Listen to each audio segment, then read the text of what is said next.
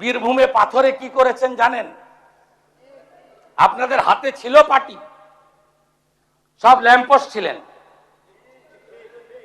আসল তো যুবরাজ, আসল তো ভানুয়াতু।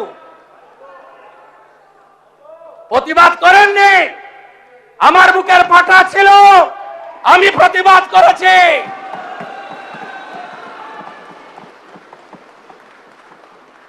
সব মেনে নিয়েছিলেন।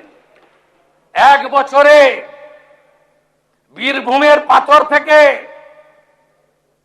রেভিনিউ দিয়েছেন 60 কোটি টাকা। আর আমরা 9 মে শপথ নেওয়ার পরে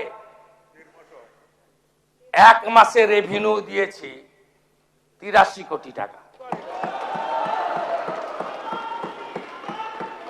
করুন 83 গুণিতক, এটা 100 কোটি হবে। 83 গুণিতক 1200 কোটি। পশ্চিমবঙ্গ সরকারের অ্যাকাউন্টে 100 কোটি, বাকি 1100 কোটি ক্যামাক স্ট্রিট হয়ে दुबई। ये तो पहले झांकी है, अभी बहुत कुछ बाकी है।